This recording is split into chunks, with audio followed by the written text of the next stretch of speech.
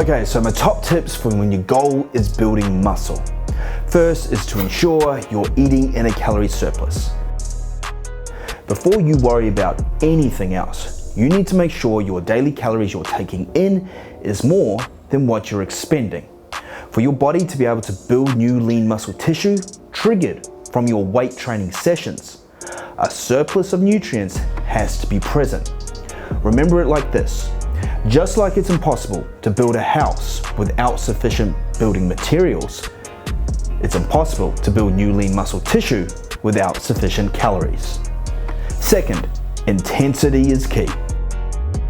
No matter what rep ranges you are following in your training, it's always the last 3 to 4 reps of every working set that count the most.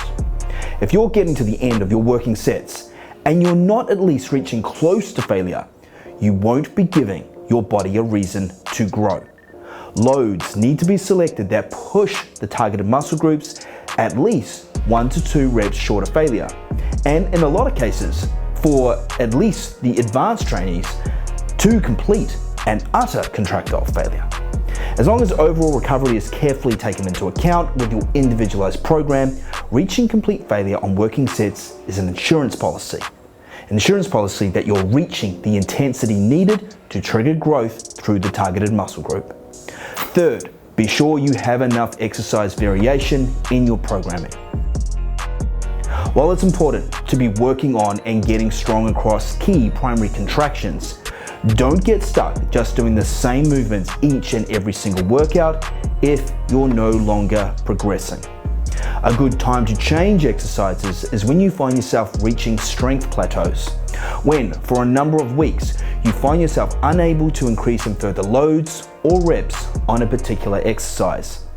Potentially look to swap that exercise for an exercise that hits the same muscle group but has a different resistance curve and places the greatest points of contractile tension on parts of the muscle contraction that you weren't hitting before in the previous exercise that you're performing.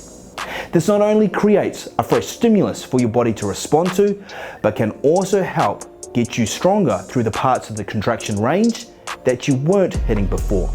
And in turn, when you return to that previous exercise, you will likely find yourself stronger if you've selected your exercise substitutions intelligently.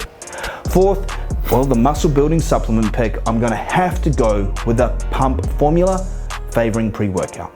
A pre-workout that contains ingredients that help increase blood flow and nutrient delivery to the targeted trained muscle can help enhance the effects of a number of growth mechanisms, such as metabolic stress and muscle cell swelling. The best time to use a pump-focused pre-workout is on workouts when your working set ranges are moderate to high to further enhance the anabolic effects of a localized muscle pump effect.